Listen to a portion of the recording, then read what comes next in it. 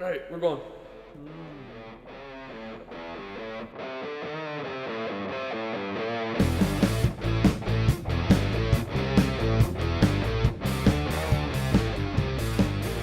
Welcome back to Spring. Purple Panda Podcast, coming at you live from Cincinnati, Ohio. Ooh! I've got a goal for this episode. I'm going to be very zen. I'm going to not get... You be zen. We're not going to argue. No. You know why? Why? Things got a little heated in A24 Quest. That's I think we both need to calm down. I think we need to cool off. I took a cold shower. Yes. You brought some of the shower water with you, in fact. I did. What? Make a noise with it.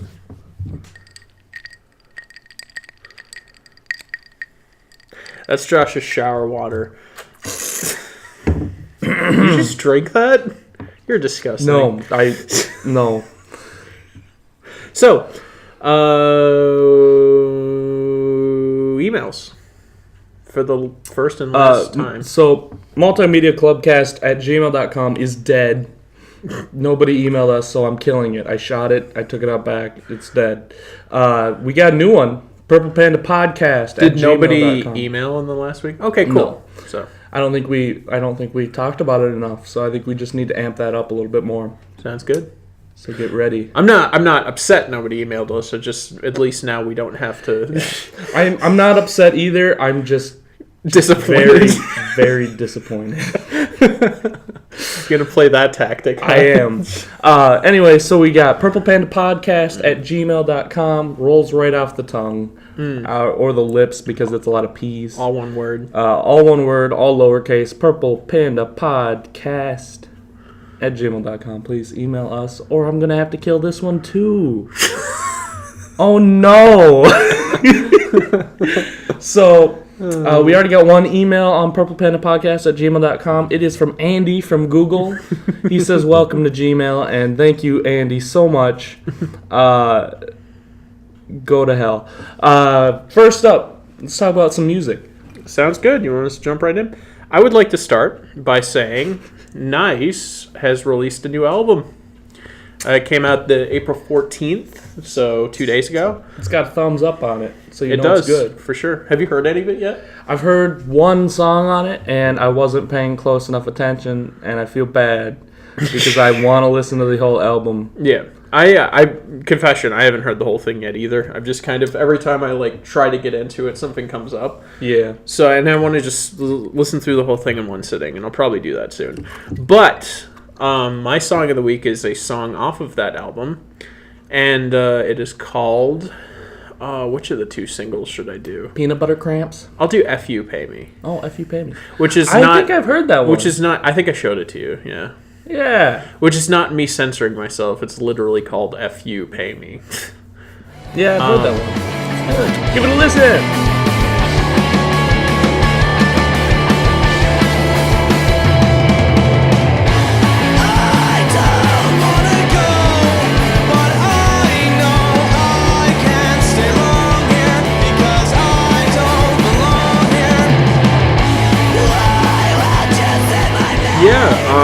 It may not be your thing, but again, Nice are friends of mine, friend of ours, friends. It's actually, if you're familiar with my old band Big Men's, it's got two of the same members in it, so check it out. You know, Abe's pretty dope. Sage is pretty dope. Yeah, Roddy's pretty tight. Dope. Allegra's pretty... Can't believe you did this to me. And Allegra was killer on guitar, and that's as much as I know. For sure, they're amazing. I haven't met Allegra, so I don't know very much, but killer on guitar, for sure. For sure. So, yeah. That's all I have to say about dope that. Name, by the way. Allegra? Yeah. Yeah, that's great. An awesome name. Sweet. What is your song of the week? My song of the week is Rap. All of it? Yeah. Like the entire genre? I mean, you weren't going to let me finish my joke, but yeah. Oh, yeah, good. Okay, go ahead. Finish your joke. We could just pretend that never happened. It's not good. Okay. See, now when I say it, it's going to be even worse, because it was going to be bad, but now... Go ahead. My song is Rap by the genre rap. It's the song Therapy Session by the person named NF. NF. Yeah, apparently he really blew up over the past couple of years, and I didn't know that. But then I looked him up, and it's like he blew up. Okay. His pieces are everywhere. I've never heard it, so I'm interested to check it out. Yeah. You've had this newfound interest in rap recently. I have. I blame... College? No, actually. Okay. People in college are dumb and they pick really bad music. That's not true. There's a lot of people in college that have picked plenty of good music, and I've actually heard a lot of stuff from a lot of people that I didn't expect to enjoy, but I like. How much does it have to do with me is the question. I showed you Childish Gambino and It has Scroobius Pip. nothing to do with Childish Gambino and Scroobius Pip, actually. Okay, sounds good. Well, okay. By nothing to do with Childish Gambino, I mean it has nothing to do with when you showed me Childish Gambino. Right. But this all kind of started from me going around and talking to people about rap, and they're just like, oh, I like this, oh, I like that. And I'm like, well, I like Scroobius Pip, and I like NF, because I had heard NF before. And a couple of Tech 9 songs, and Scroobius Pip's good. And I was trying my darndest to find more rap. And then I remember... But you would find that most of the people in college, I don't know this for sure, I'm just assuming that most of the people you talk to in college who are like, oh man, I love rap, who do you listen to? And if you were to say Scroobius Pip, they're like, who's that? Nobody would know what you're talking about. No, nobody knows who Scroobius Pip is, and it's a real bummer. Childish Gambino, you'd probably have some luck. Yeah, well, Childish Gambino, when Redbone came out, it was a meme. So... Yeah. Everybody I knew was making... And he was pretty popular in the rap scene before that, too. Like, because the internet was a pretty big album. All right. So, I mean, I knew Childish Gambino. I didn't really focus on him at all until recently. And the only reason I did that was actually not because you showed me Childish Gambino, but because I got into Community, which you recommended me. Okay. So it's not that you showed me... Right. his music. It's that you got me to like Donald Glover enough to get into everything else. Music. Okay, fair enough. And so I've watched almost all of his stand-up comedy, the one that he has. He's just an amazingly talented dude. He is. And I love him in everything I've seen him in so far. So. I've been watching everything that he's in. Atlanta, I've finished all of it. That's out so far, including the new episode that came out a couple days ago. You've surpassed me even. Yes. I haven't even started season 2 yet. Yeah. I watched season 2. I think all of season 1, but I haven't seen season 2 yet. Season 2 gets weird. I imagine season 1 gets weird. It does. Remember that episode where she has she has to take a drug test, so she ties a condom full of her own urine, or full of her baby daughter's urine to her leg. That was weird. Yeah, that was a little weird. You haven't seen season 2. Okay, so that sounds good. I'm looking forward to season 2 if it gets even weirder. You're going to like it. It's some weird... That's what people tell me. People tell me that season 1 was good, but season 2 really went off the rails in a really crazy sense. It's so good. Yeah. So I watched that. I'm still watching Community. So I've just been following everything Donald Glover at this point. So that's neat. But as far as rap stuff goes, I've really been getting into it just because I was talking to people, and a lot of people that don't like rap always say that, no, rap is just bad. It's bad. It's just bad. Why though? And they're like, it's bad. They say too many F-bombs and N-words, and they talk about how they want sex, drugs, and that's it. And I'm like, I mean, there's exceptions. Sex, drugs, and gun cars. That's pretty good. But so I wanted to find exceptions, and so I've gone out of my way to find more music, so I have a bigger catalog to be able to prove those people wrong. And those people include my parents, some friends at college, some friends you may know. Yeah. But I feel like it's got to be a bigger deal considering how popular rap is. That I totally get where you're at with this, because growing up, I said I like all music except country and rap. And up until pretty recently, I still said that about country. I just dismissed country as a whole, but I've been looking deeper into it, and it's like my hatred for country stemmed from the fact that the only country I was hearing was like that pop country, which most of which is legitimately bad. Mm-hmm. Then I heard like the Highwaymen, some old Johnny Cash, Willie Nelson. I was a highwayman. Yeah. So and good. I was like, that is great.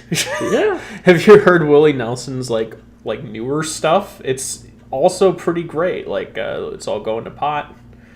With Merle Haggard, I believe, that one. Mm-hmm. He did Roll Me Up and Smoke Me When I Die with Snoop Dogg, of all people. I mean, it only makes sense. Yeah.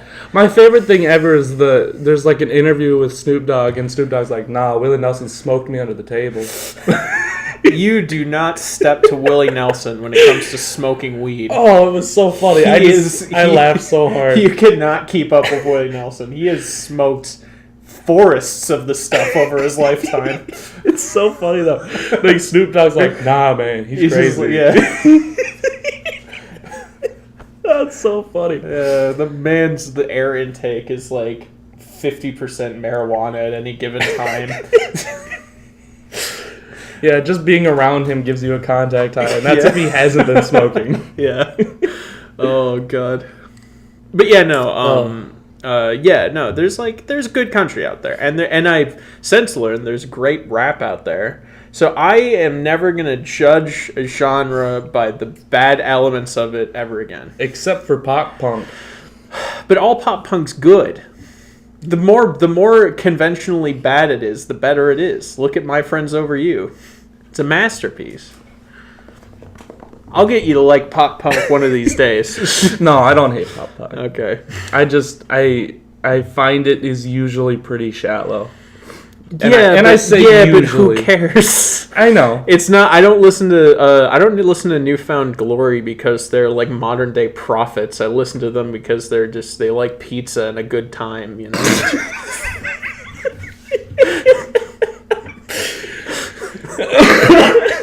Oh, good. Oh.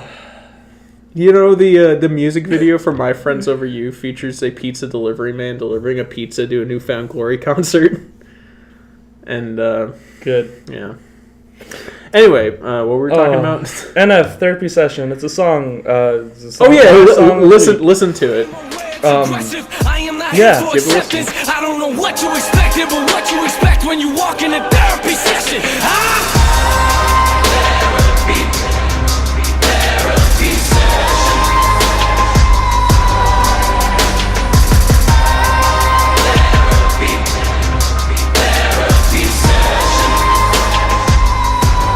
Anyway, let's talk about music for a little bit, and NF will be a great segue into. I've listened to the entire album of Mansion by NF, which is his first one. Cool. Where I believe it's a Christian rap album. Is NF Christian? Yes. I've never heard of him, so okay, interesting. He is. And is he a flat earther? Yes. Like B.O.B.? God. No, but his first album is very straight edge. Interesting. Yeah. And I feel like it was produced by kind of that... By who? The lead singer of Skillet? Finish your statement. I'm sorry. Produced by Jesus. Is that what that's... Okay.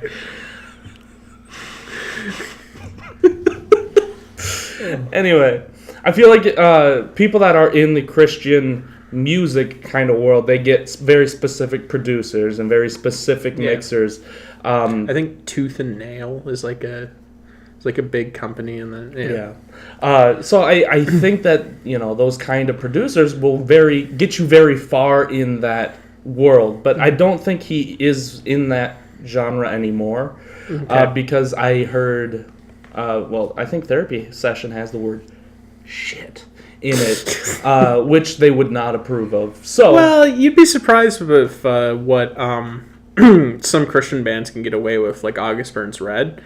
August Burns Red, very heavily Christian, but like you can't tell from the lyrics. In fact, they released an album in which there's like there's like a line that's like, "You bastard, I'll kill you like a whore." Oh. And it's like, this is a Christian band saying this. So you'd be surprised with what they'd get away with. Also, Norma Jean in their most recent album dropped an F-bomb in one of their tracks, and they defended it, and they're like, "We've been Christians for so long, we're adults, we can say drop F-bombs if we want to, but we're still all about Jesus." So you never know. All right. Yeah. That's fair, I guess. Yeah.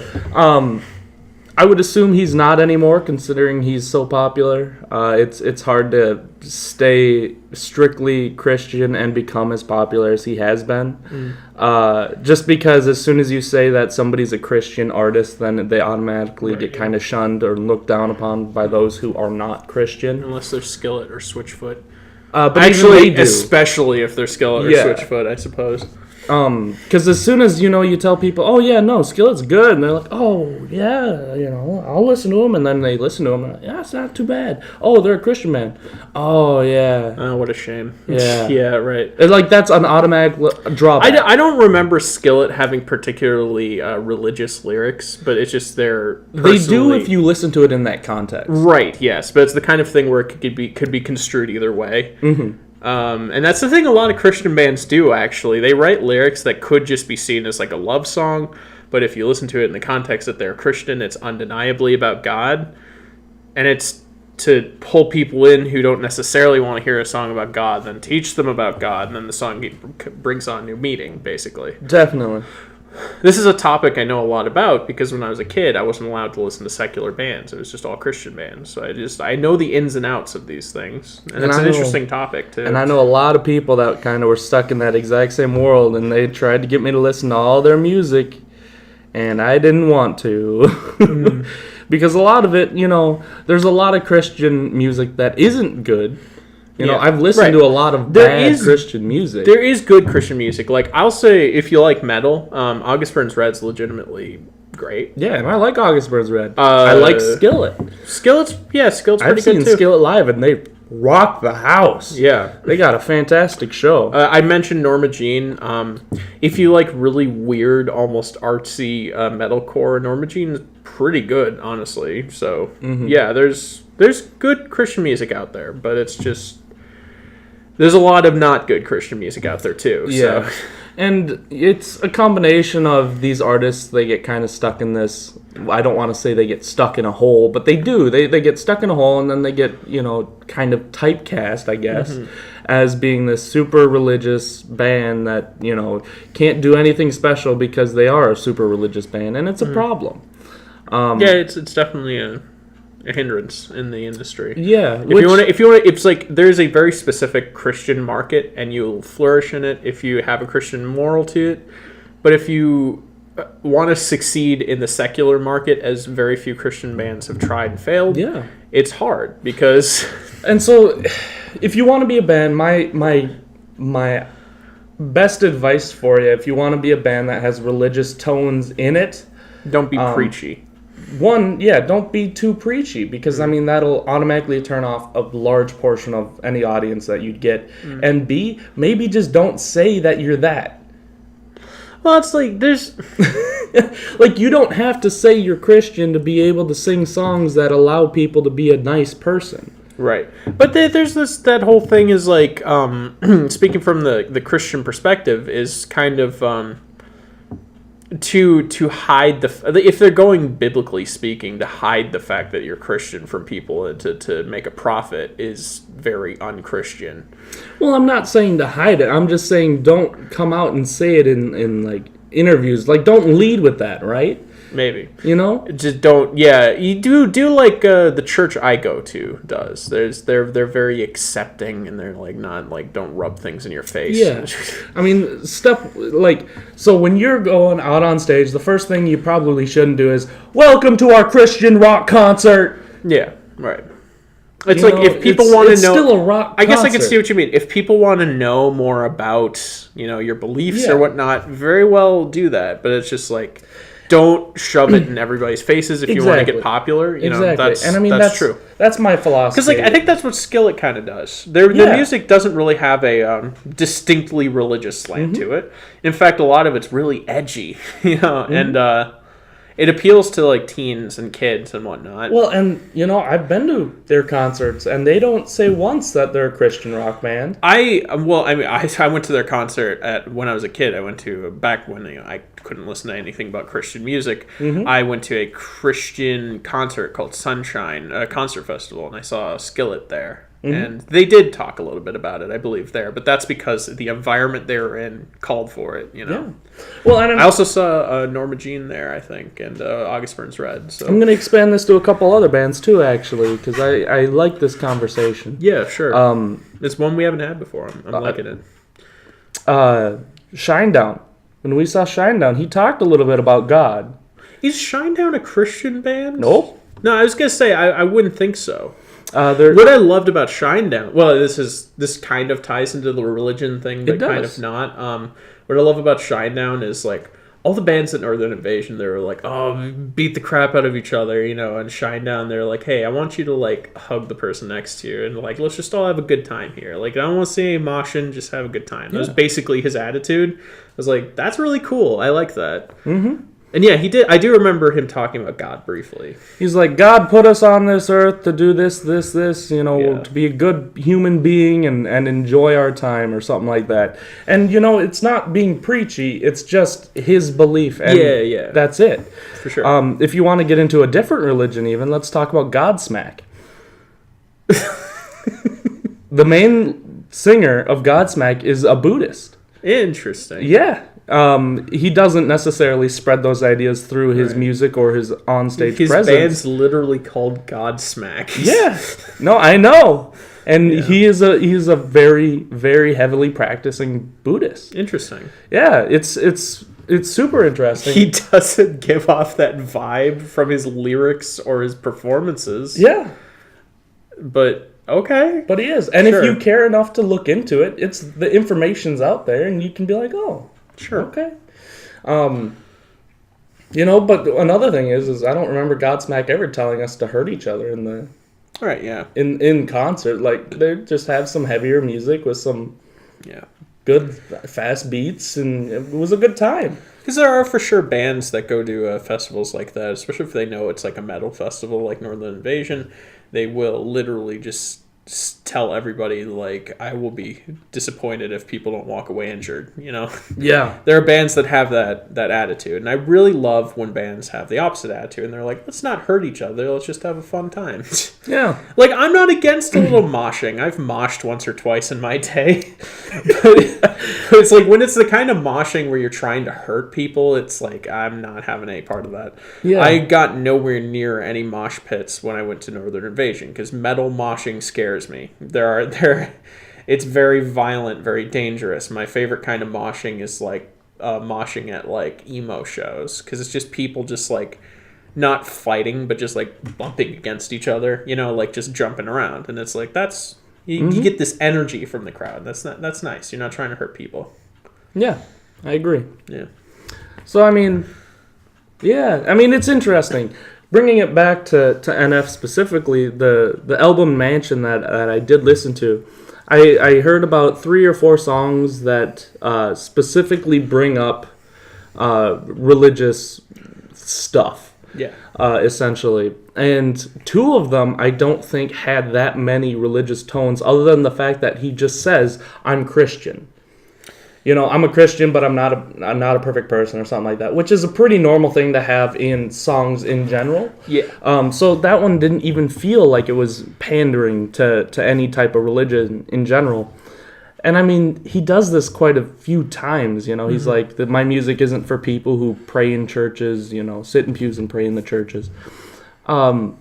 Just because he's Christian, he can talk about this in that way, but I don't feel like he's trying to force anything on me. Right. Or say anything very specifically about religion in his songs. Yeah.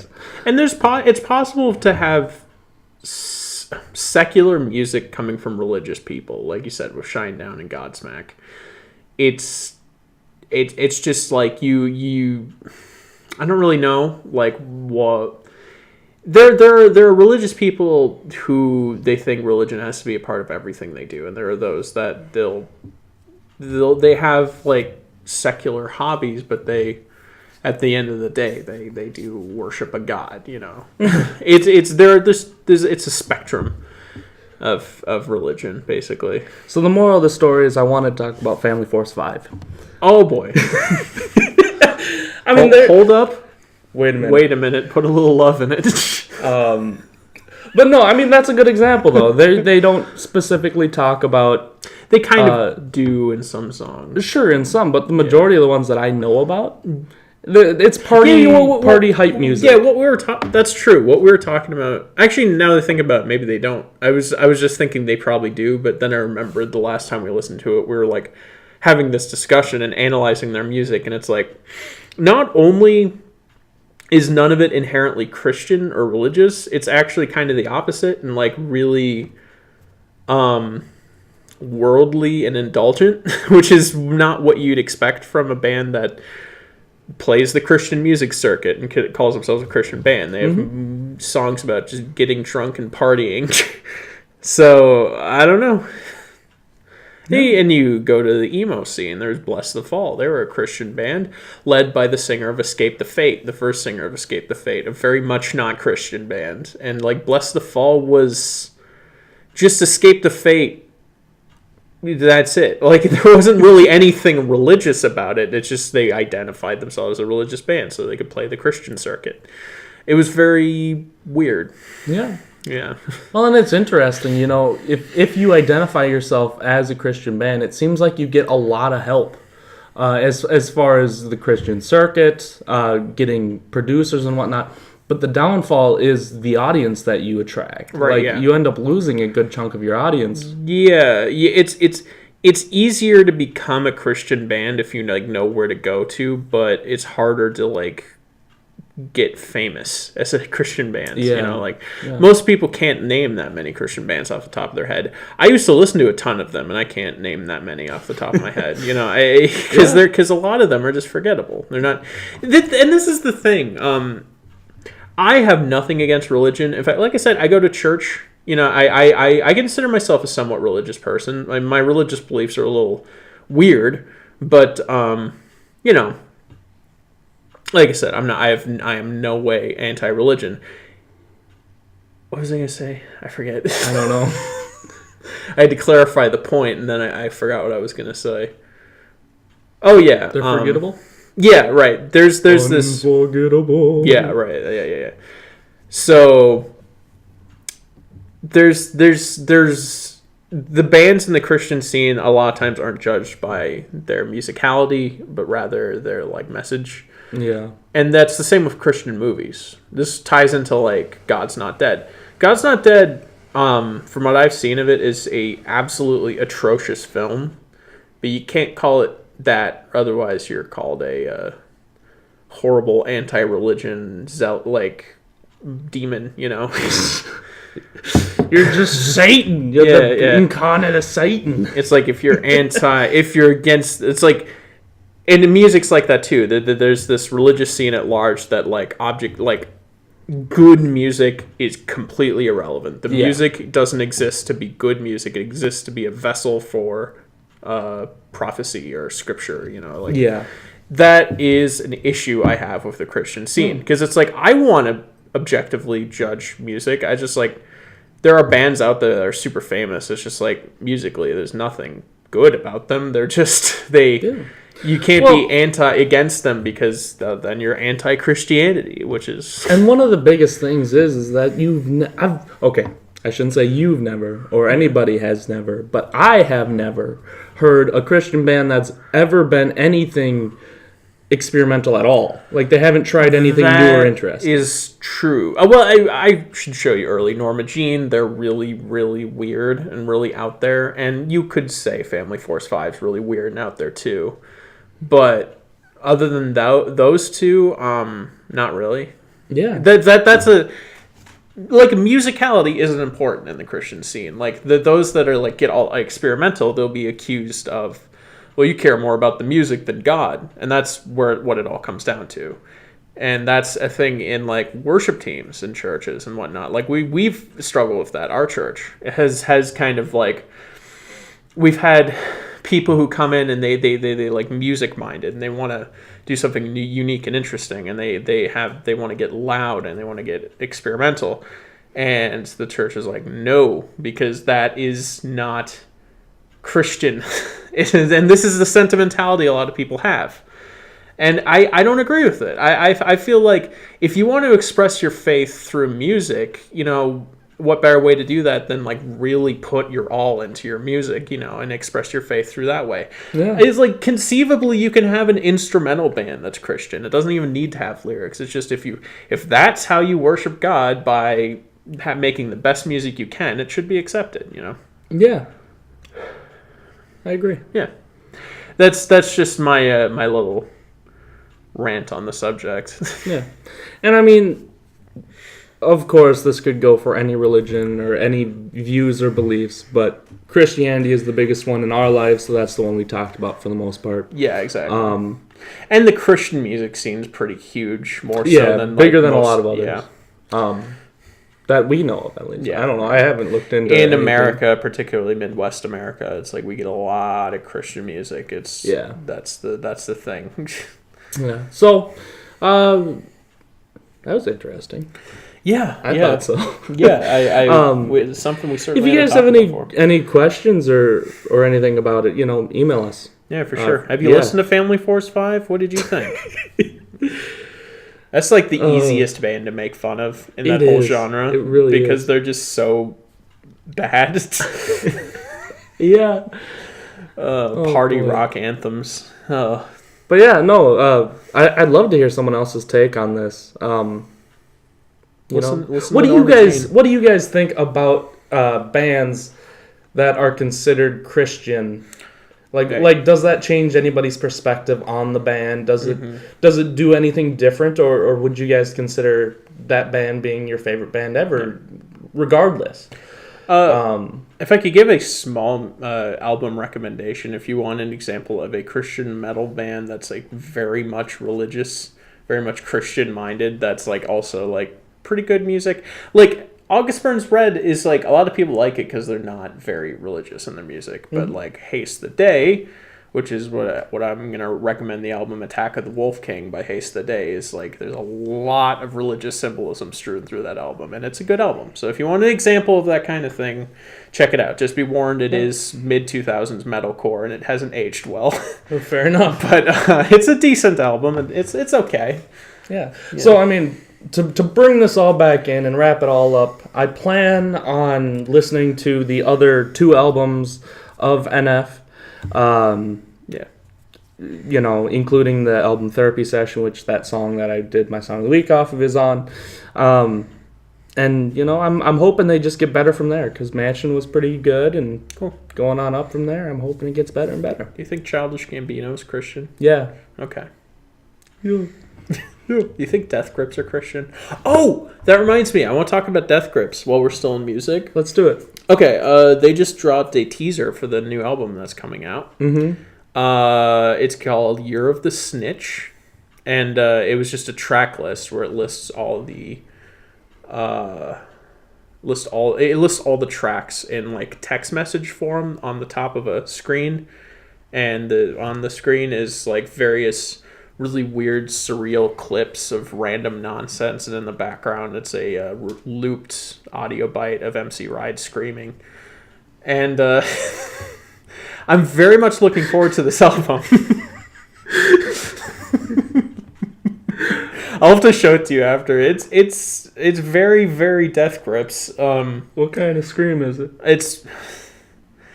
It's a scream. It's a full-on scream. Alright, good. I wanted to talk to you about this specifically because they've hinted at a couple collaborators for the album who are going to throughout. They're going to contribute their music to the album. One of which is the bassist of Tool. The other is the director of Shrek. And I wish I was kidding about that, but I literally am not. He was in the studio with them. I don't know what's going to happen with this new album. And, of course, they haven't released a release date. Did they just say it's coming soon? I hope very soon, because I want to see... I want to see what's going on with this album. Hold on. I'm gonna, hold on. I'm gonna read off the track list to you, because it's the weirdest track list I've ever seen. Hold on. All right, here we go. The first song is called Death Grips is Online. The second song is called Flies. The third song is called Black Paint. The fourth song is called Linda's in Custody. The fifth song is called The Horn Section. Number 6 is Ha Ha Ha. Number 7 is Shit Show. Number 8 is Streaky. Number 9 is Dilemma. Number 10 is Little Richard. Number 11 is The Fear. And number 12 is Outro. And number 13 is Disappointed after the outro. The outro is the second to last track. I'm extremely excited about this album, and I will be talking about it when it comes out. So yeah, that's my little rant about Death Grips. Is there more? What else is happening with this? Dude, is there anything else happening with this? No, we have cover art, which is a table with 3 holes cut in it, and there's tongues coming through the holes. Which you've shown me. Yeah, that's the cover art for the album. That's it. We know it's coming soon, so probably this year. We know it's called Year of the Snitch, and we know the track list, but that's all we know. So, you look very defeated. Well, let me tell you why I look very defeated. Yeah. Because I'm probably going to have to listen to this album. Because of the bassist from Tool. And the director of Shrek. Mm. Yeah. I hate you. Just imagine if it's got, like, crazy Tool bass lines all the way through I hate you. Wouldn't that be awesome? I hate you. Yeah? Colin, I hate you. Well, you know what? Here, let me tell you.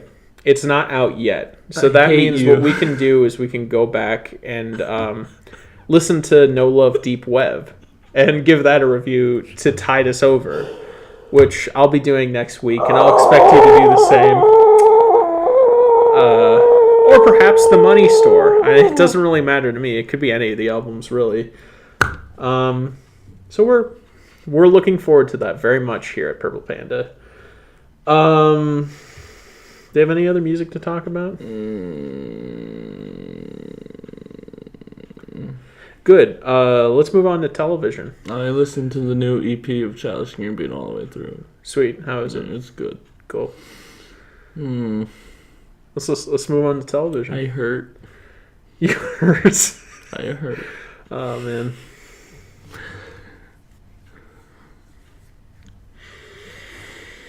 You've been watching Atlanta, I hear. Yeah. Yeah. How do you like that? It's good. It's really good. We can't really talk about it this episode because I'm not caught up. I hate you. I guarantee I will be caught up. I hate you. By the time I hate you so much. the next episode comes around. I hate you.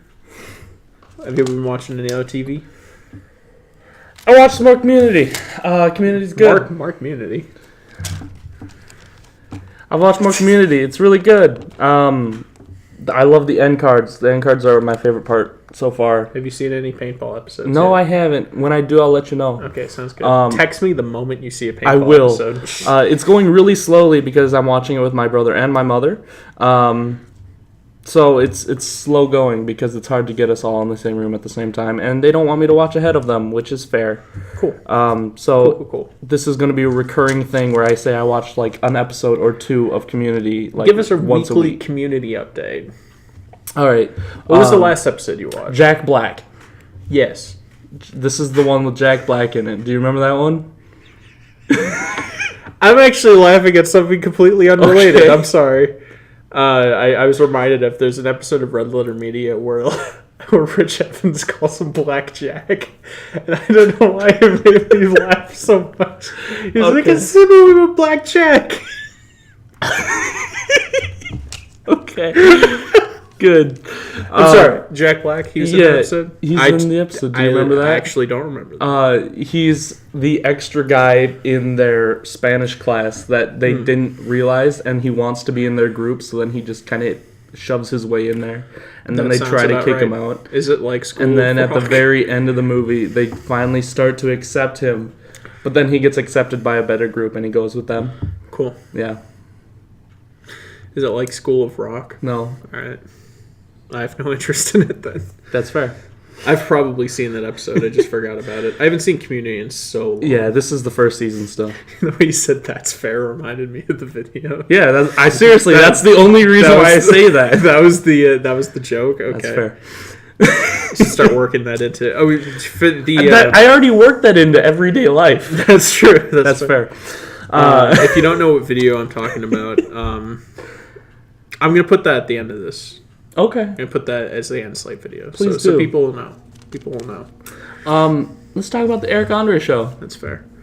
Oh yes, let's very much talk about the Eric Andre show because this is a show I can actually talk about for once. This is It's honestly the craziest show I've ever the seen. stupidest, worst thing that has existed on TV ever. How much of it have you seen? All of it. Because it's just insane, right? I love it. It's the It's the worst thing that I enjoy. My recommendation to you is if you don't really want to see like the whole thing through, Watch one episode. watch like a compilation of all the all the interviews. Because the interviews are my favorite part of the show. Mm-hmm. He goes out in the street and he does like these like jackass style like public stunts. Not really jackass, more like Sometimes jackass. Tom Green. Was that his name? The I guy don't that did know. Freddy Got Fingered? That guy. It's in the style of that. And he just does these things where he goes out in public and does crazy stuff, and he actually commits crimes on camera. Oh, yeah, and he's been sometimes arrested a few times. He gets arrested, yeah. Yeah. And that's the kind of show we're talking about here. But my favorite part is the interviews, because the interviews, like, they're so contained. He can, like, really dole out his sanity in an extremely controlled manner. And it's, like, it's way more satisfying to me, because just him going out and, like, being a dick to random people on the street is, like, it's interesting, but it's, like, okay, it's not that funny. It's just kind of cringy. Yeah. But the interviews are amazing. And the person being interviewed are never told what's going to happen during the interview, so it's all unscripted. Mm-hmm. And it's great. My suggestion is before you watch the show, go watch Hot Ones with Eric Andre. Yeah, because it kind of gives you an insight on, like... His, like, process. Yeah, exactly. It's very interesting. Insane. Yeah. One of my favorite parts about that And he- interview in Hot Ones is when He wants starts you to... breaking plates over his head. No, like, that's funny, but my favorite part is when he's talking and I forget the guy's name that asked the question. Sean. When he asks him about, like, oh, what was the most recent time when you got in trouble with the law? He's like, I've been told not to talk about that. Heavily incentivized not to talk about that. Yeah. And so then Sean just starts laughing, and it's one of my favorite parts in all of Hot Ones. I like how Eric Andre's just got this weird persona where he's, like, really calm, but, like, always right on the verge of just going absolutely insane. It's true. And it's very much like that on Hot Ones. Because he seems pretty in control until things just fall apart at the end of the episode. Yeah, no, it's the worst thing I enjoy watching. Yeah, By I far. agree. It's like a guilty pleasure type thing. It feels very much like... My favorite interview he ever did was Jack McBrayer. Have you seen that one? Oh, I have, but I don't remember anything. Dude. I don't remember Jack anything McBrayer from plays any of along them. with it, and it's hilarious. He's a funny guy. My suggestion is, if you really like watching bad YouTube videos, you're going to love this. Because this entire show feels like a really bad YouTube video. Yeah, very much. It actually kind of inspired a lot of YouTube. It's like Comedy. how to basic / I don't even know. Yeah. Like interview. It's crazy. It's just crazy. So if you like crazy, watch it. Yeah, for sure. Let's talk about another show. Sure, what's that? I've watched Santa Clarita Diet Oh, all the way through. Second season is good. Watch it if you like morbid comedies, super morbid comedies, with a really funny male lead who just doesn't know how to respond to his wife being a newfound zombie murder killer. okay. It hides itself as this family-friendly comedy, and then it all of a sudden you see people getting ripped to shreds. It's fun. Yeah.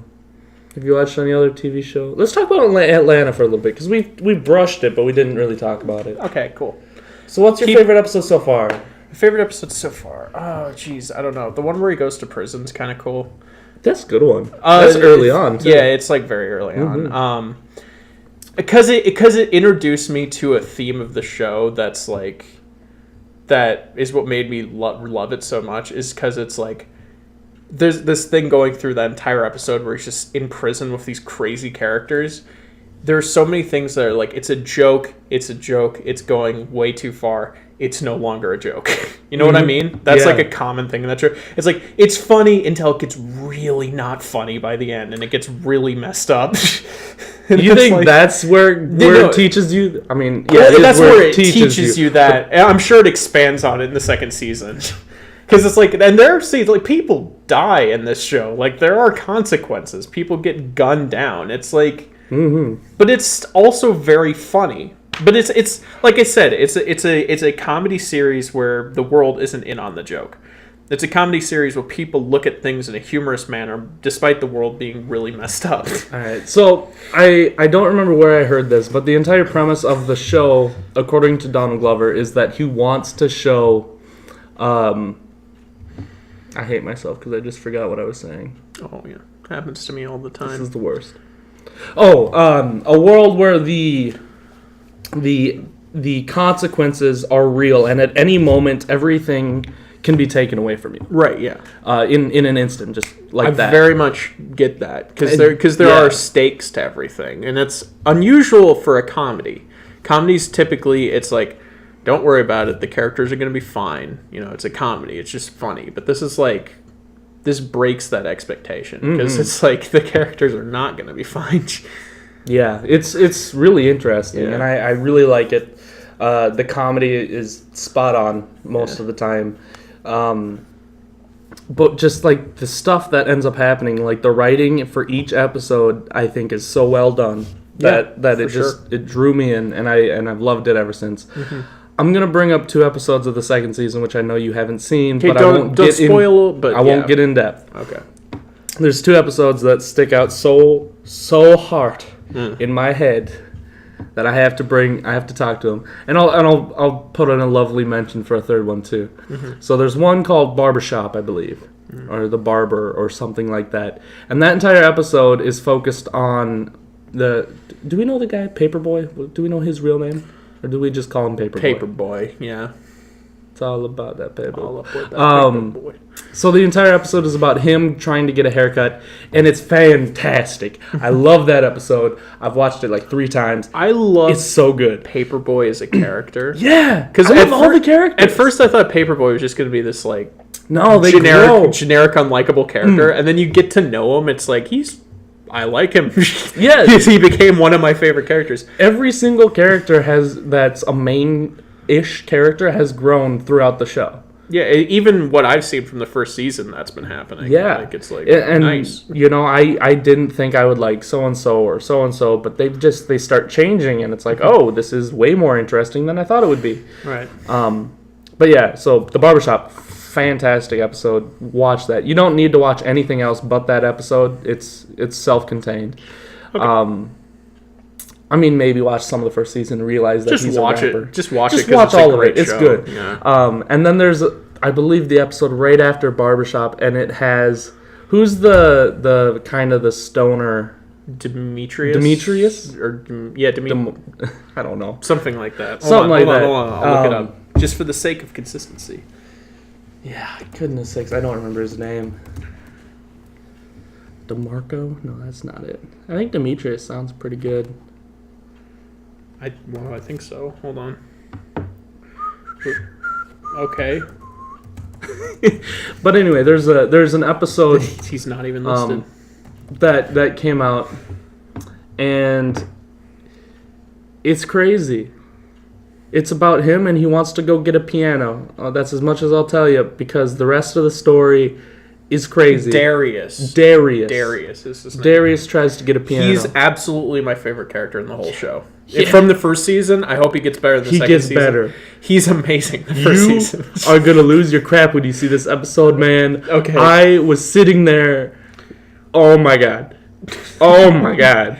You're getting me really excited to pick it back up because I just got busy and I forgot about it. It freaks me out, man. That episode freaks me out. Okay, like seriously, it's so good though, like really, really good. Oh, guys, just watch Atlanta. I know I can't talk about it very much because Colin's here, but oh my God, it's so good. The second season just skyrockets and it just gets better and better. Okay, I'm super pumped for it. Yeah. It's all about that paper boy. Oh my God, the episode of Darius though it's they're doing like single character based episodes sometimes, and Barbershop like they was did Paperboy. one for his ex-girlfriend in the first season. Yeah, what is up with that? I don't understand that one episode where it's just I don't know. It's kind of like they had a fling, but it's over. But like he'd be just homeless if he. But he's still with her. Still kind of. Yeah. I don't get it. It's an interesting. It's not a black and white character relationship, and I appreciate that because it's like you're always like figuring out what it is between them. Yeah. Oh, I like that. It's good. Darius's single episode though is the single most. I'm getting a second call from my boss. I should probably take this. All right, you take it. I'll just crush on this episode real quick. It's the single most craziest episode of a TV show that I didn't expect in the longest time. Like, it's legitimately frightening. There's major horror aspects. I was freaking out the whole time, and the direction of the actual movie, like the way it was directed, is so good. It's so good. Like, it's just well shot, and I loved it. It's so good. So good. Remember Get Out? This is an episode basically like Get Out, except not. So you're going to like it. Let's talk about another TV show. Y'all ever seen the show Chuck? It's really old. The actor from Chuck, the main guy who was Chuck, he's going to be the lead man in the movie Shazam. He is going to be Shazam. And that upsets me. He looks nothing like what Shazam should look like. Like, they could have literally just taken Henry Cavill and been like, okay, you're going to be Shazam now. And I would have been okay with that. Because this guy looks like a round face, just kind of curvy faced, not that strong chin that you want, but he's just like this young Jewish man with curly hair, and he doesn't fit the part at all, and it makes me really upset. But what do you do? I mean, I'll probably see it, probably not in theaters, but I'll probably see it because Shazam is hilarious to me, and I really want to see what they do with it. And the pictures that they've released of the producing of the making of the actual movie, they look hilarious. Especially him in just his outfit. It's ridiculous. But I like the movie, or the show Chuck. Chuck was good. Cheesy, but good. It's about a guy who has a thing in his brain so he can learn anything on the spot, like Kung Fu. And then you got this nerdy dude doing Kung Fu. So that's fun. Let's talk about another show. Let's see, what's a good show to talk about? Let's talk about Charlie. Charlie, what show do you like? Come here. Anyway, Charlie likes the show American Idol because he can sing too. But the only problem is they'll never take him to a tryout, so that he never gets his own shot in the limelight, which is a disappointment. I think he could go far in life. But I'm back. Someday. Did you go to spoilers on Atlanta? Very briefly, like not super spoilery. Okay, cool. But enough that I wouldn't want to tell you. All right, sounds good. It's probably a good thing I got a call, so you could kind of talk more in depth on it. Yeah, and then we talked about the show Chuck. Cool. I've I used to watch it when I was a kid, but I haven't seen it. Do you know who Shazam is? Like the superhero? Like the superhero. I do, yeah. He's being played by the lead character from Chuck. Nice. Not nice. Okay. Not nice at all. Seriously. I'll show you a picture when we're done. It looks ridiculous. Yeah. Anyway, I think that's all I got on TV. Rad. You want to move on to movies? I suppose. My movie of the week. No, wait. We got a Minecraft server. Oh! Hold up. Wait a minute. All right. Put a little love in it. So, Movie Club now has a Minecraft server, and if literally anybody listening to this wants to play Minecraft with us, you can. You just gotta email us or find Movie Club and find our Discord, and we'll whitelist you. Should we say the events that have happened in the server so far? Basically, we spawned in a village. We have set up shop around this village. I built a big tower. It has several like glass domes attached to it. He's a dome man. I'm a dome man. Josh built like a treehouse thingy, which I think looks really cool. It looks really cool. I was impressed. And you have a little shack down by the town as well. Yeah. We have an infrastructure in, so visit our infrastructure. Thanks to Splinter the dog. Shout out to Splinter the dog. We have a big farm. I'm just trying to we have a really big farm. I'm trying to do the tourist pitch of our Minecraft server. It's like, welcome to our blacksmith shop. We have wonderful amenities. We have a public blacksmith shop. We have a public enchanting table. Yeah.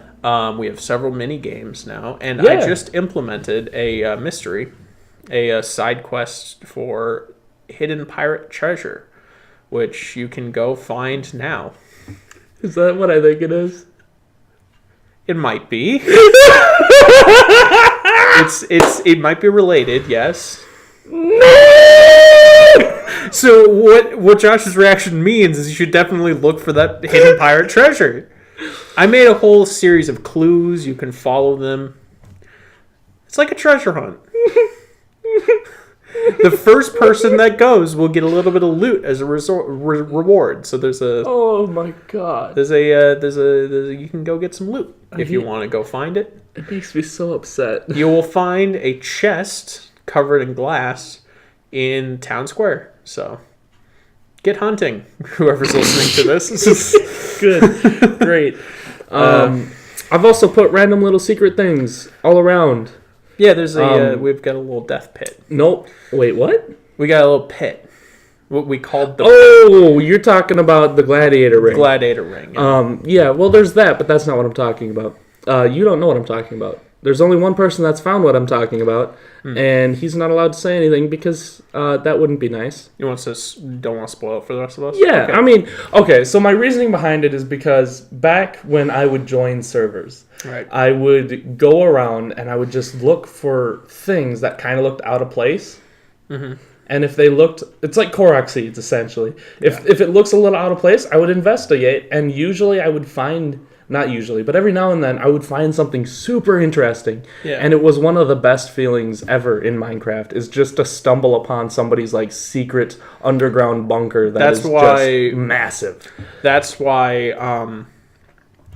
playing Minecraft online with people is way better than single player Minecraft. Definitely. Because you have other people who are dynamically affecting the world, and every once in a while you'll just stumble upon their crazy creations that can't occur naturally. Mm-hmm. I've made a couple crazy creations myself that can't occur naturally unless you're very well blessed by God. I hate you so much, Colin. Oh my god. Anyway, so I mean, this goes out to those who are playing and those who want to play. Let us know. Email us your username. I'll get you whitelisted. You can come on and you can search for the crap I've put in there or the. Go on my treasure hunt. Go check out my treasure hunt. We also have Connect 4. We have a big death arena that we tried out, which is actually way more fun than I thought it would be. That worked out really well. I wish you would have said something about the stuff in the corners, because otherwise that was kind of not cool. There's hidden weapons in it.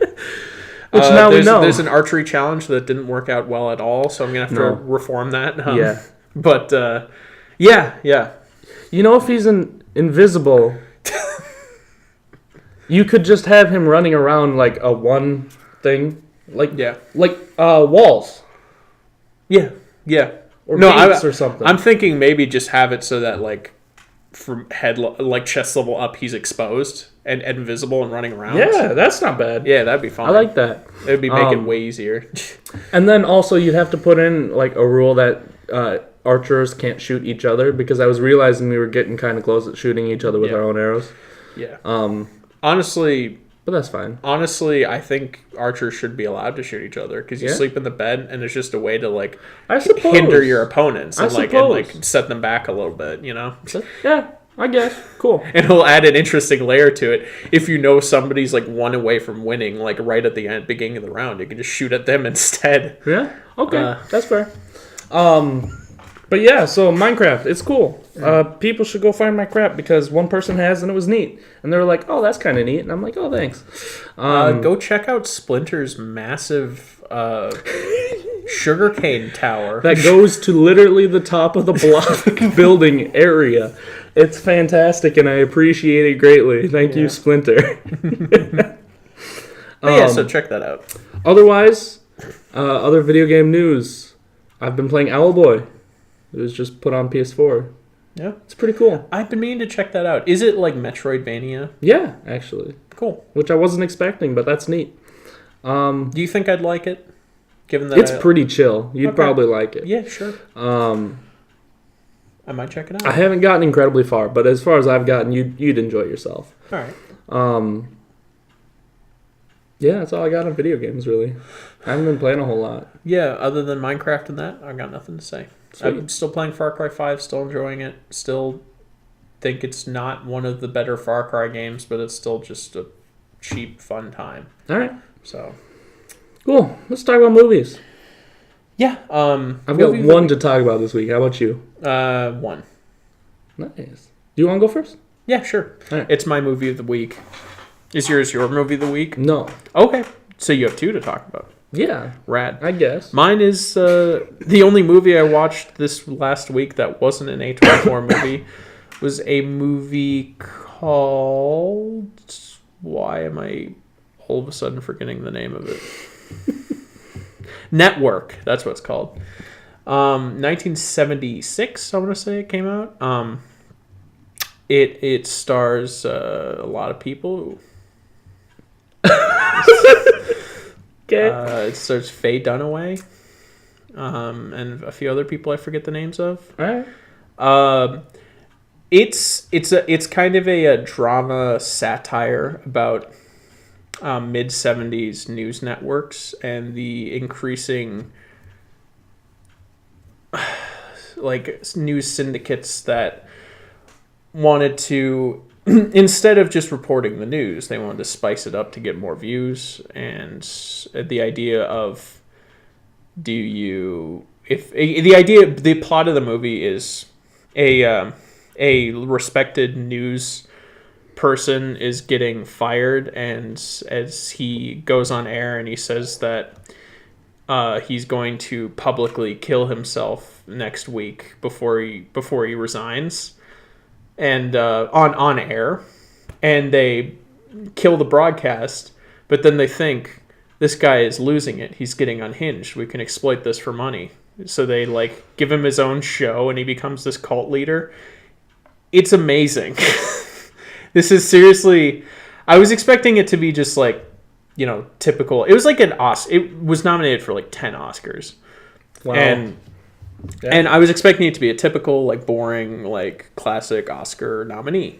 And it's this really biting satire that's, like, very funny, very entertaining, and very memorable. I'm going to be thinking about it for a while. The ending is just so brilliant that it's put a huge smile on my face. So I wholeheartily recommend it if you want like this mid-70s I can satire. confirm he has a Joker-esque smile on his face. It's a masterpiece. Not quite a masterpiece. It's a little slow at times, but it's top-notch though. All right. That sounds really interesting. Yeah, I think you'd really like it. All right.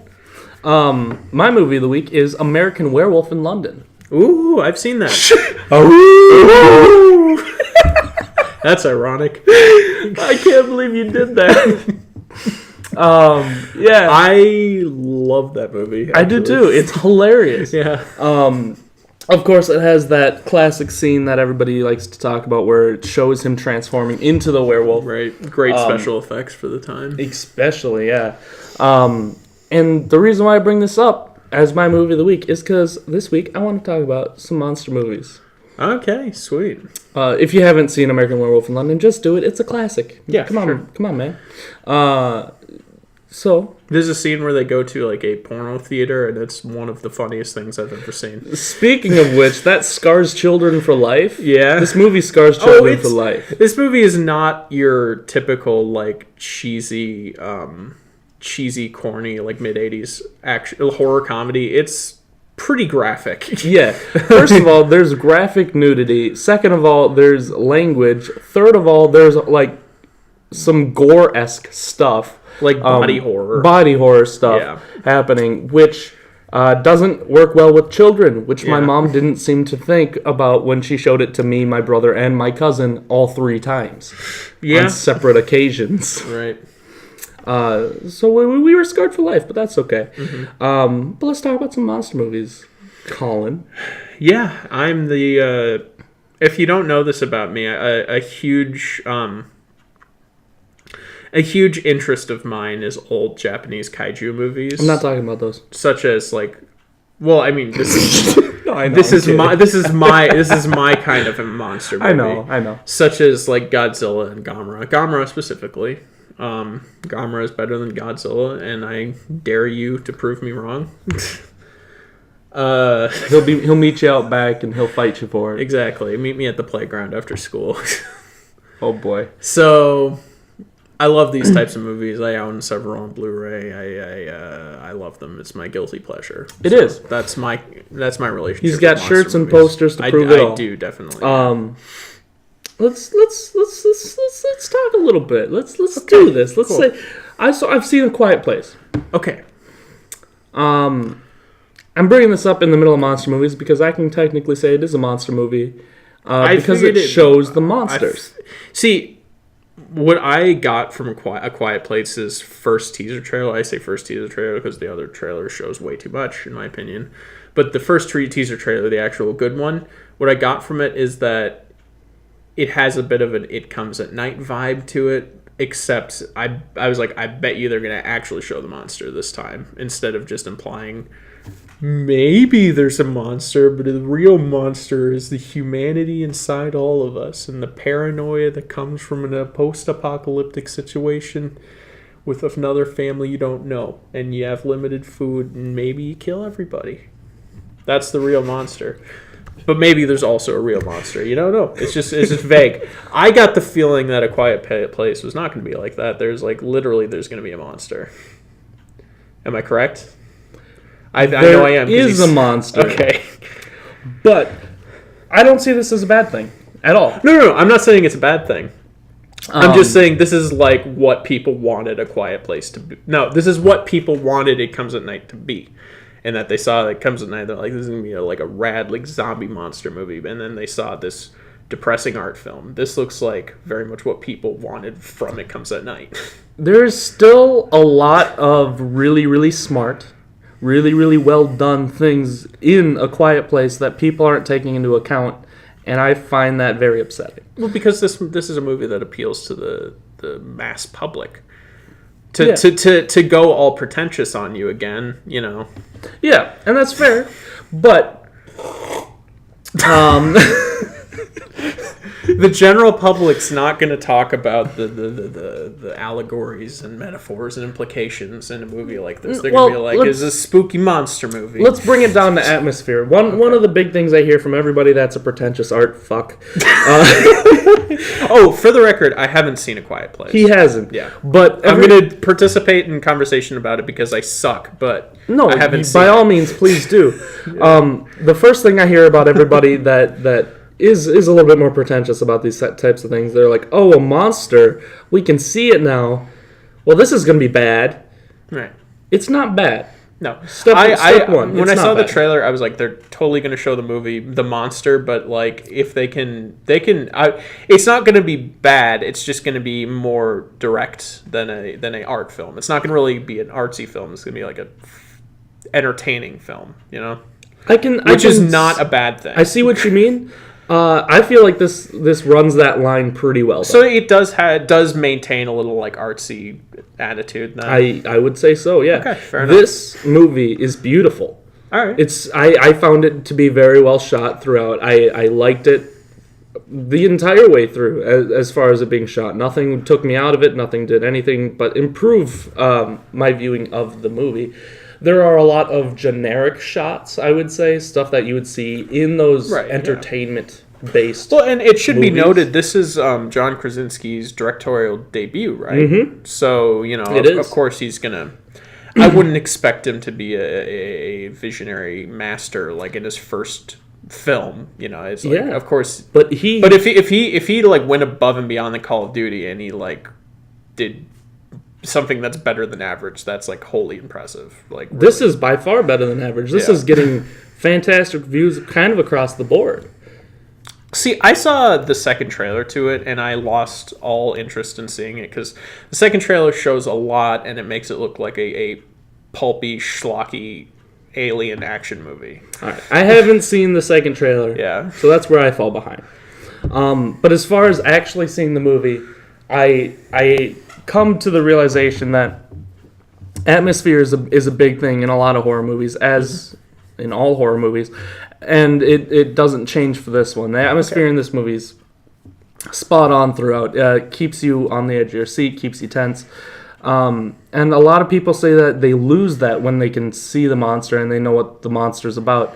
Yeah. But what people don't know about this movie or may not know without going into it is what is scary about this movie isn't the monsters. It's the monster inside of us. It is like it comes at night. Oh my god. I knew it. But no, the scary thing isn't the monsters at all. Right. And I didn't really realize this until closer to the end when I was actually thinking about this kind of stuff. Mm-hmm. But the true thing that keeps you scared and keeps you on your toes is the fact that there is a basic fear of sound now, which isn't something I've heard or seen in any movie. As a gimmick, that looked pretty interesting. And it holds that throughout the entire movie. Yeah. It keeps you interested, in my opinion. It just... From the start, you're like, okay, so they're setting up that sound is this big bad thing, Sound is what you have to be worried about. Mm-hmm. The monsters are just a product of what happens when you make the noise. That's the consequence. Okay. Now, there are parts where they have to finally confront the monsters. And these have a couple of times. Either they are very, very well done and very, very interesting and tense. Or they're kind of schlocky, as you said. Sometimes they don't confront the monsters in the most... Is it like that scene at the end of the 10 Cloverfield Lane where she throws a Molotov cocktail down the gullet of a massive alien? Yes, it's the same scene, okay. Actually. Cut directly from that movie, spliced in. It's great. But yeah, it's just footage from 10 Cloverfield Paradox just thrown in there. But no, I mean, there's scenes where you get really close up to the alien, and there's some that really, really work. You're not scared of the alien. Like I never watched this movie and thought, oh, I'm really scared of these things. Oh, really? I'm scared of what's going to create the problem, which is sound, Yeah. And the way it does it so well is how it keeps you tense. Like that's what really makes this movie so good. I won't get into details, but a question I want to know.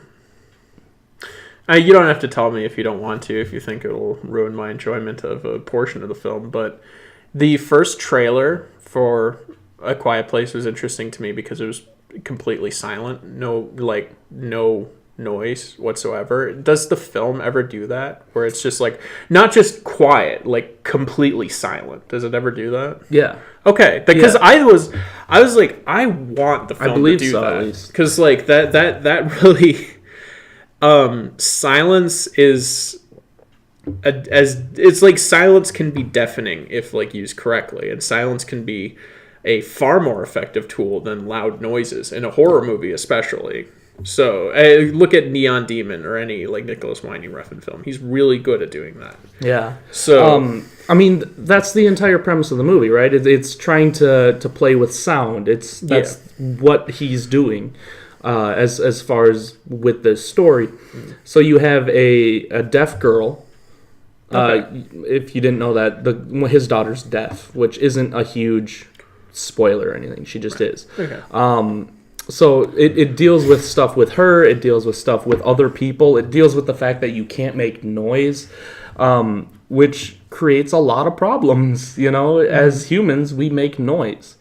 Animals make noise. Yeah. Living things just make noise. I mean, it's what we do. Yeah. This podcast, we'd be dead. Yeah. Right. But there's a lot of stuff that made me walk out of the theater, you know, going like, wow, that would be such a hard thing to live with, to try to change your life in that way. And then it comes down to being fairly simple. I would be dead. Straight up. Like, I snore when I sleep. I'm dead. Yeah, right. I saw somebody comment saying, why don't they just move to a place that's inherently loud, like the Hoover Dam? Yeah.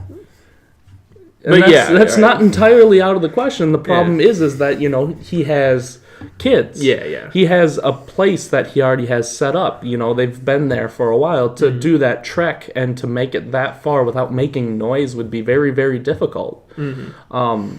But you're right in that sense that, if he just moved there, easy peasy. Yes. Yeah.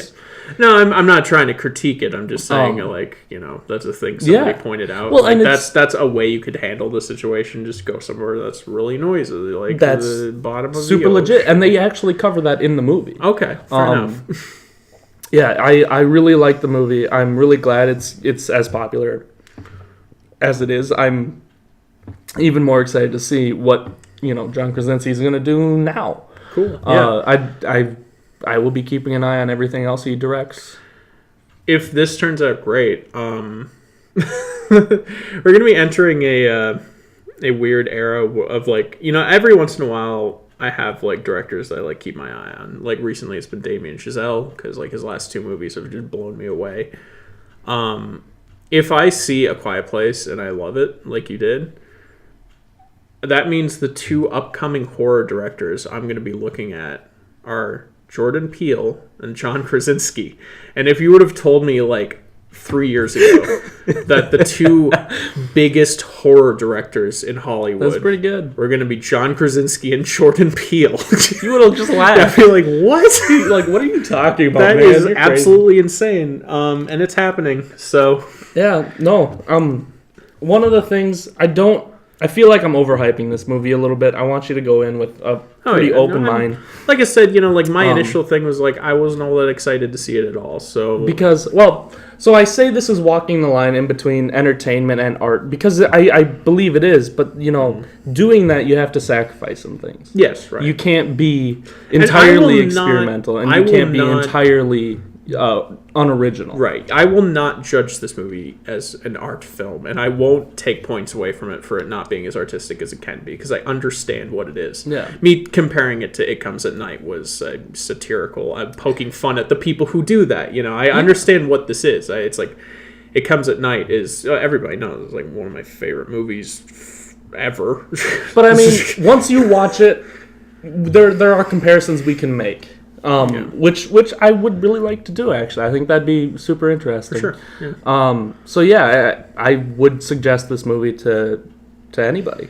You know, if you like horror movies and can sit through it without being too scared, I would suggest it. The question is, it like particularly heavy on the jump scares? No. Oh. It's a lot of just tense, really tense. As far as I remember, there are a couple jump scares. But like in the trailer, I'm talking about the one that I saw that like put me off the movie. There's like a lot of jump scares, and I was like, oh no, is it going to be one of those movies? Okay, so as far as jump scares go, you have to remember, I'm really jumpy when it comes to noise, specifically, not visual jump scares. Me too. Yeah. Well, that's most of what a jump scare is. Yeah. Like, if you take any massive jump scare from any of those, the James Wan movies, like the Insidious, and you take the sound away, they're not nearly as scary. That's true. But like, in fact, the reveal of the Darth Maul ghost behind his head, that famous jump scare that everybody knows. If you take the music away from that, it's pretty funny, honestly. I thought it was funny when I saw it with the music. Dude, that scene's stupid. Yeah. I always just laughed. Yeah. But there are definitely jump scares. All right. But I can deal with a few jump scares. I mean, it's like they feel very. Look, It Comes at Night is it's barely even a horror movie, and there's a couple jump scares in it. So the one that I remember was very in world. Like it made sense. It wasn't just random noise. Yeah, I hate when a jump scare feels like it's aimed at the audience rather than the characters. Mm-hmm. I hate when that happens. If it feels in world, I'm fine with it. Oh, but there is one that I remember that was pretty awful. Okay. Like, as far as jump scares go, it was like, oh my god, seriously. Yeah. So there's a mix, I guess. Okay. I'll say that. You know what? I'm fine with it. You gotta do what you gotta do to keep the dumb teens entertained. It's a PG-13 horror movie. You gotta throw them a bone a little. By the way, being a PG-13 horror movie, it does a really, really good job of freaking you out. Freaking me out. Yeah. Does it? It's like because. Everybody always assumes PG-13 horror is going to suck, but that's because most PG-13 horror filmmakers that are just trying to make a quick buck and appeal to the lowest common denominator, the only horror they know how to create is that of gore and violence, and they set out to make that kind of movie, but they take the gore and the violence out, and it becomes completely pointless. There are directors that make good PG-13 horror movies because they understand how to scare you without gore and violence, Mm-hmm. And I feel like this is probably one of those. I mean, it's probably fairly violent because PG-13 movies are allowed to be violent, but it's like... It's really not all that violent. But, you can't have language. Is it more or less violent than Isle of Dogs? Because Isle of Dogs was surprisingly violent. I don't know how to compare. Yeah, I'd say about there. Okay. I guess. I don't know. It's weird to compare those. Yeah. But, was it more or less scary than Isle of Dogs? It's scarier. Okay. Yeah. Well, that's hard to do. It's tense, Isle of Dogs gave me... It's real tense. Isle of Dogs gave me nightmares. Yeah? No. Oh. I'm joking. I was hoping so. I want Wes Anderson to do a horror movie, though. That would Seriously. be weird. Yeah. But yeah, as far as language goes, they're not swearing in sign language. Right, yeah. And there is a lot of sign language. That's one thing. Cool. Yeah, they learned phrases in American Sign Language. I'd imagine it's kind of dialogue light, not a lot of dialogue. It's pretty dialogue light, and there are scenes where there is actually a talking section, and it makes sense within the context of the movie, and you'll see it, and you'll be like, oh yeah, totally. Okay. And then even when they're doing American Sign Language, those who aren't deaf and don't really use language to begin with, they whisper to each other super quietly, Okay. I was going to say, did they do subtitles or no? Did they do subtitles? I think they did subtitles. Okay, that would make sense, right? Maybe, they'd have to do subtitles because otherwise it wouldn't make sense to most people. Yeah. So yeah, I think they did subtitles. It's been a long week. You're making me want to see it though. If you really liked it this much, I trust your opinion. I did. I really liked it. I don't know if I'll buy it, but it was good. Cool. I'll keep an eye on John Krasinski. If I'm looking for a just fun horror movie, I'll go see it. Yeah. Monster movies. Oh yeah. Let's get back to that. We went way farther into that than I thought we would. But cool. Yeah. Let's talk about Rampage. Can we not? We can, but we're not going to.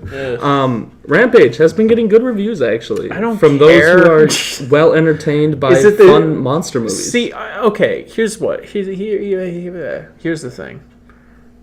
I don't care. You should. Dwayne The Rock Johnson's in it. Bunch of CGI monsters are in it. You gotta love it. Look, I'm so excited. I gave Jumanji a pass, okay?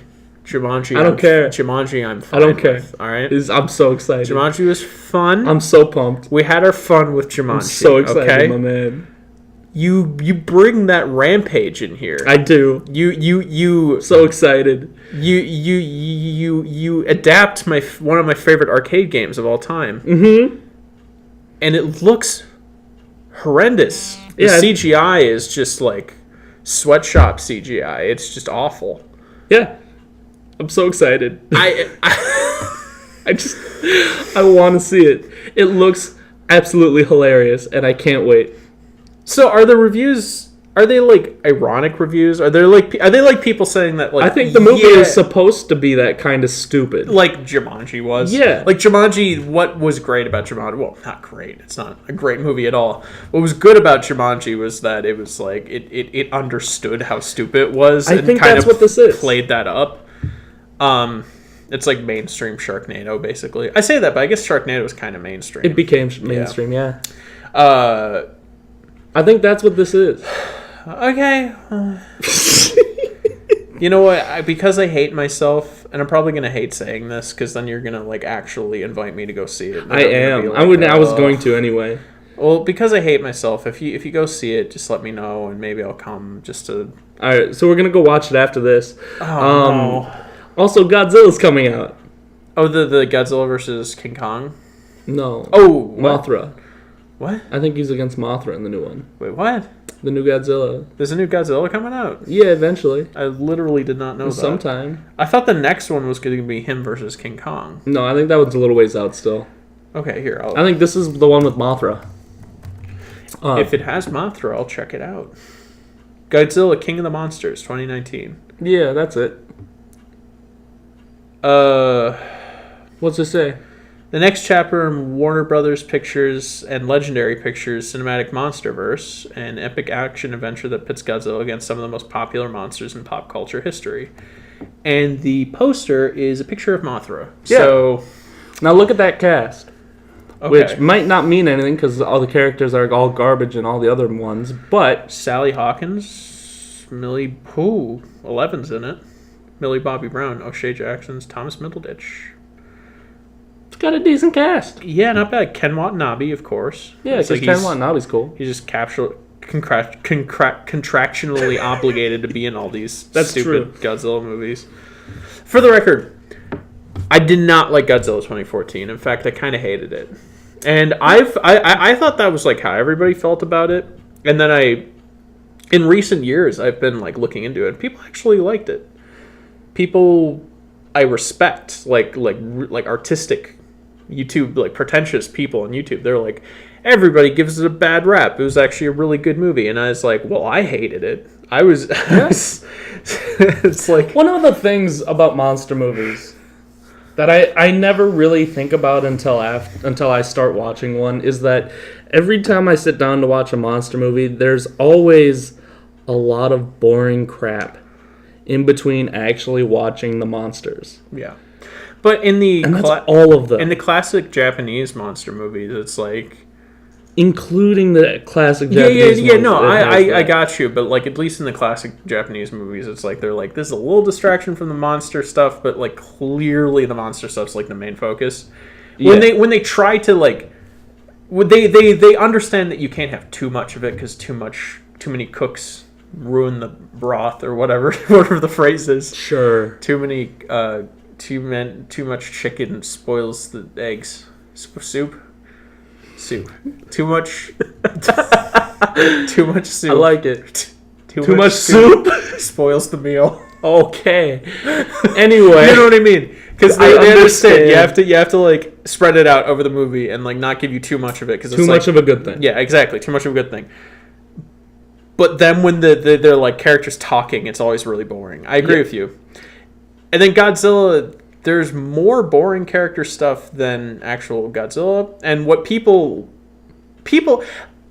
said that was a good thing. They're like, the fact that you see Godzilla like so infrequently is what makes it great when you see him in that 5-minute sequence near the end. I want to fight this. Let's fight. Okay, so we got Godzilla, and they're not showing him. Now, I can understand not showing him, and then when he finally comes on, that is like, oh my god, sure. Yeah. That's fine. I'll agree with that. You got a point there. But no, I was making that point to then disagree with it. I'm on your side here. Yeah. Yeah. I'm not disagreeing with you. I'm just stating what you've already said, essentially. Yes. And then I'm going to go into this next part. Okay. You ready? All right. You ready? Okay. Yeah. Let's do it. But then you got these side characters, right? Yeah.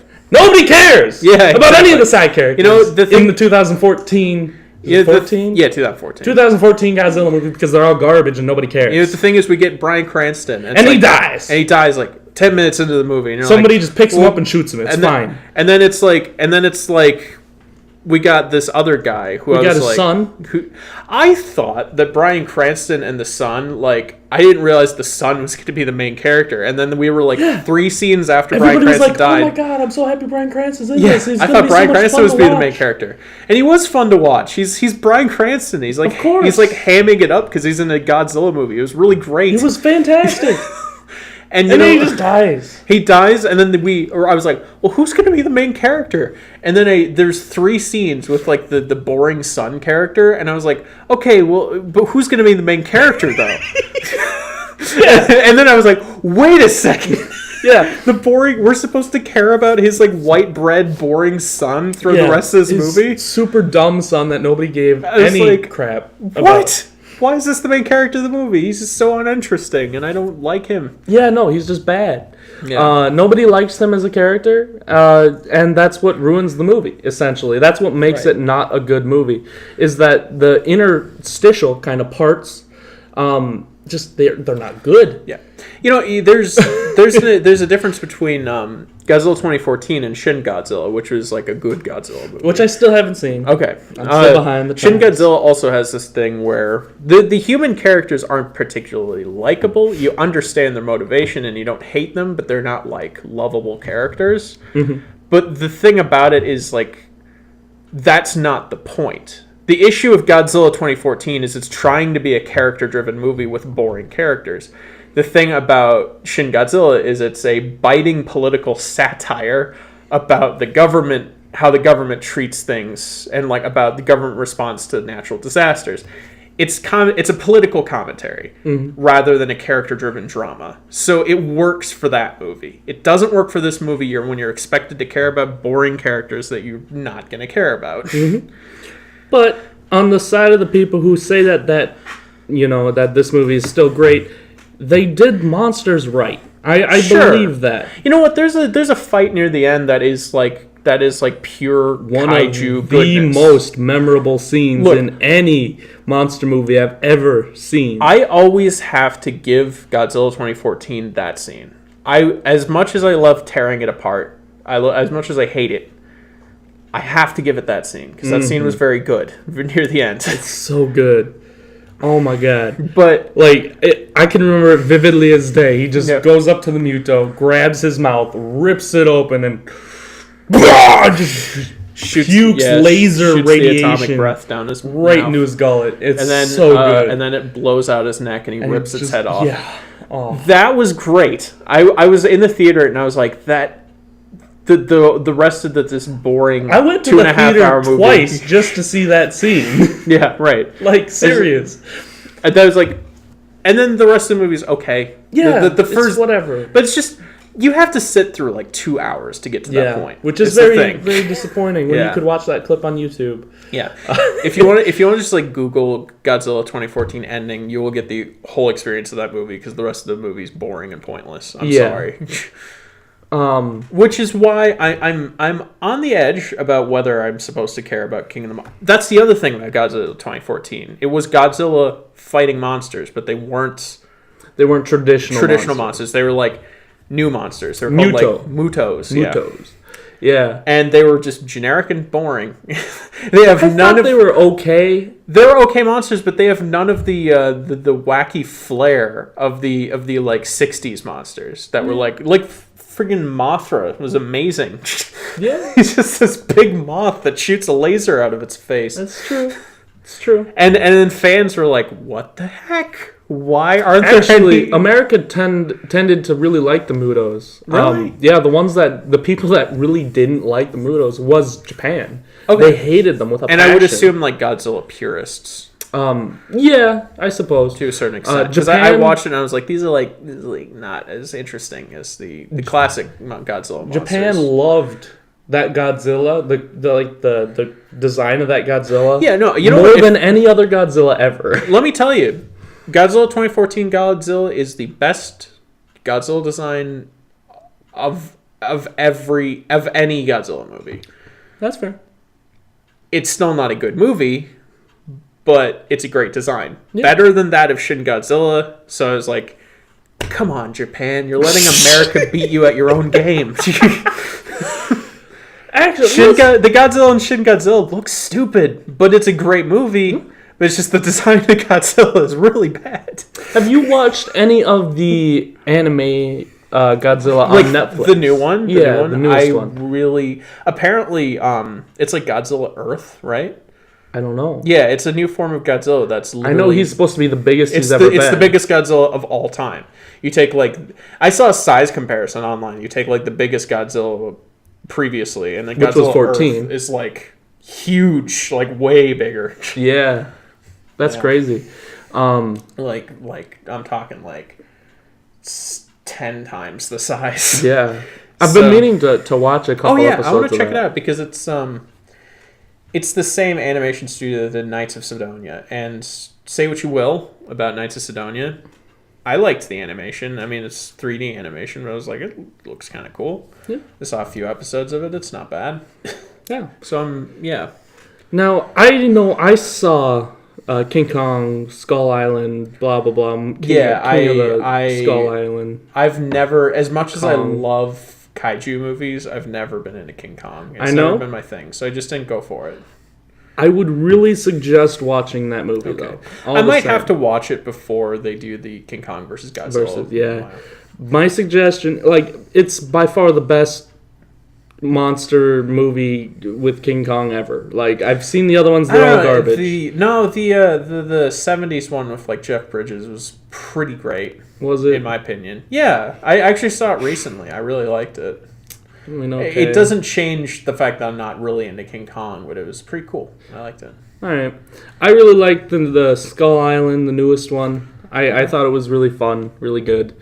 And I'm super excited to see what they do with this universe.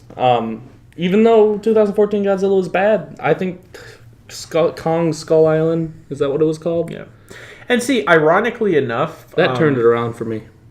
Ironically enough, for most people, it's the opposite. Those people that said Godzilla 2014 was, like, actually this, like, misunderstood masterpiece, those people then hated Kong Skull Island because they're like, Kong Skull Island is the opposite of everything that made Godzilla 2014 great. Oh, yeah, it wasn't a boring piece of... Yeah, right. I was like... when they said that, I was like, you mean it's, like, entertaining? Yeah, it's very entertaining. Oh, jeez, I might have to go see it. I didn't see it, but... It is. It's very entertaining. Yeah. You get a lot of King Kong, which is fun, you know. They do a really good job, you know, kind of telling you what happened and why. Cool. I liked it. John C. Reilly's in it. Oh, yeah. Yeah. Don't forget about that. And Samuel Jackson. Samuel Jackson. Yeah. Isn't John Goodman also in it? Yes. Good cast. Yeah, it's a fantastic cast. Yeah, you have it right there. Type it up. Okay. Just type in Kong. Yeah, just... There you go. Tom Hiddleston. Yeah. Samuel Jackson. It's got a good cast. Brie Larson, John C. Reilly, John Goodman. Yeah. Yeah. Yeah. Cool. I'm interested. I want you to watch it and then get back to me and tell me what you think. All right. Sometime. I may do that. Any other monster movies? Pacific Rim 2 coming? It's out. Is it? Okay. I'm not going to see it. Okay. Because I'm protesting it. Because it's like Pacific Rim without, like, Guillermo del Toro. It's just pointless. Can't do it. That's can't fair. do it. I saw the trailer and I was like, was it like Transformers? That's what I liked about Pacific Rim is it was very much not like Transformers. But there's a Bumblebee movie coming out for that. yeah, is this supposed to be rated R? I don't know. Yeah, I think so. I don't care. I haven't watched the Transformers movies in a few years. Do you consider Transformers movies kaiju movies? No. Are they part of the kaiju verse? I wouldn't. Okay. Fair enough. They're Mechagodzilla is a kaiju. Yeah. Eh. Yeah. Eh. I wouldn't count him as a kaiju either. There's Dinobots. Yeah. Email us if you think Transformers should be considered a kaiju movie. At purplepandapodcast@gmail.com. We got to repeat that a lot so people know what the new one is. Yeah. I did Gamera versus Guiron as one of my most recent movies of the week, which was a monster movie. Do you have anything else to talk about when it comes to Jet Jaguar? Yeah. That's it. That's all I got. Same. All right. Ultraman. Ultraman. No. Apparently, Ultraman was just a side project that he just shit out one week, and he said, "Well, yeah, that's it." Shows. Look, I love Ultraman, all right, but Ultraman is very much not a good show. The original, particularly, it's still considered gold. Yeah, because it's Ultraman. Yeah, right. Which is crazy that he's just like, yeah, no, here, make this into something. I don't care. Yeah. And then he goes back and he makes something else. Yeah. I forget who the guy is, but it's crazy. Probably somebody involved with the whole, Godzilla thing. He got involved with Akira Kurosawa at one point and did something. Or maybe Akira Kurosawa got involved with him. Did Akira Kurosawa make a Godzilla? He might have. Something crazy. No, he definitely did. There was something. I'm joking. There was something crazy like that where there was a weird crossover between Akira Kurosawa and somebody that was big in Godzilla movies. They made something. I don't know what it was. Oh, there's a Google search result for Akira Kurosawa Godzilla. Godzilla and Kurosawa. Oh? What? Oh? Okay. What do we got? From the early 50s, Kurosawa and Ishiro Honda, director of many Golden Age sci-fi pictures, had a great friendship. From what I've gathered from certain books, Kurosawa admired Honda's tenacity and simplicity in his storytelling. They're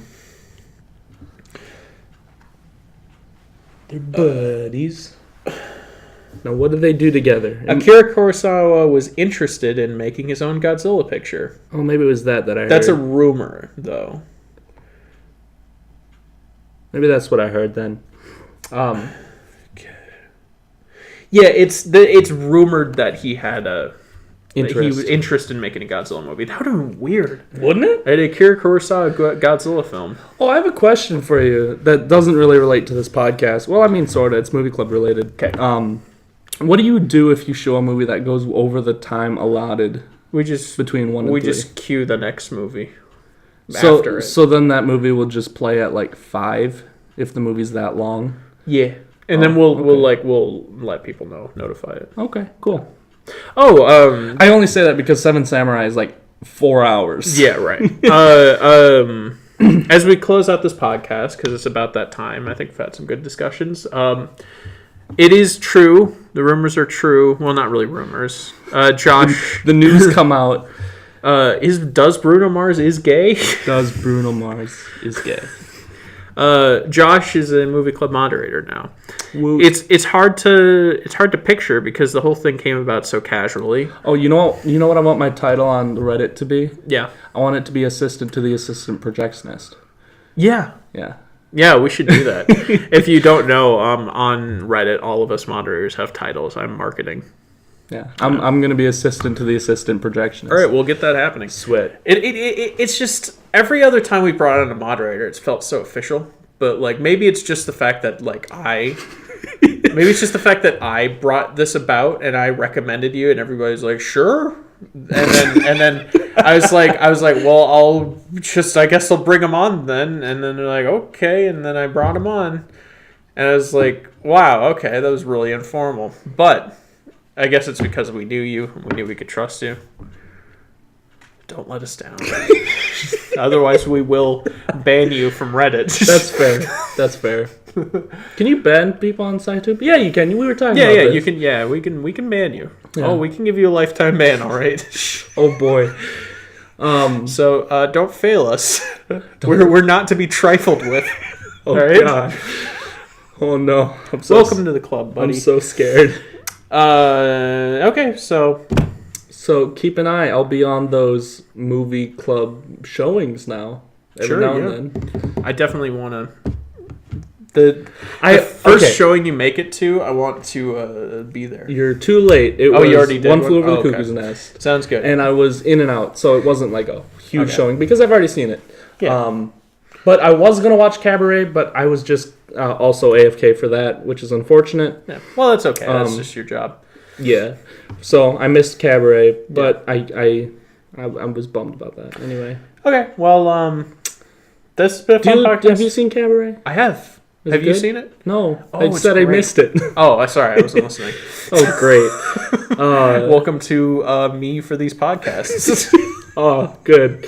Great. Cabaret is great. Liza Minnelli, Germans. All right. Anyway, that's my favorite monster movie is Cabaret. Bienvenue, welcome. It's a good movie. Do we know what we're watching next week yet? I don't know.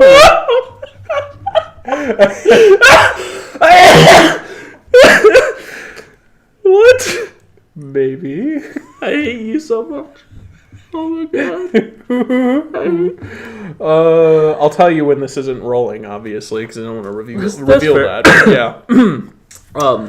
Yeah, so that's been this podcast. I'll see you in 20 days when we film the next one. Mark your calendars. 20 days? 20 days from now. Let's say 7 days. I don't know. Maybe. Just say fine. Okay, fine. Thank you. Way to be boring. And next week, we will be talking about upcoming stuff coming out in theaters. Heck yeah, buddy. Because we got to prep. We got to prepare ourselves. Yeah. You know what? What for? What for? Infinity War. Oh, no. Oh, yeah. When's that coming out? 27th. Of this month? Of this month. Oh, no. Oh, yeah. I didn't think I'd have to deal with it that early. I know. Man, I gotta, get ready. Yeah. I gotta, okay. Why do you sound so upset? Because it's man. You're just not excited at all for this? You know what's weird? I'm somewhat excited, I suppose, but it's just it's gonna be such a mess, dude. I don't even know how they're gonna make this. It's gonna give me a headache. It's gonna be all over the place. Just shut up and be excited. Just. I am super excited There for you go. Infinity War. Thank you. I hate you. Anyway, this has been a Purple Panda podcast. Yes. Okay. Signing off. Sayonara. Please email us at purplepandapodcast@gmail.com. Podcast@gmail.com. See you later. Bye.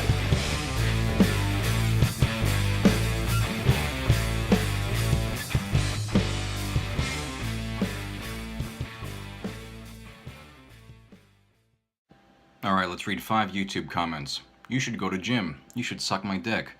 Eat your heart out, William Hung. Suck my dick. Where are your eyes? How are you seeing? Suck my dick. Jesus Christ, this is one ugly fat chink. Suck my dick. You are such a weeaboo, holy shit. That's fair.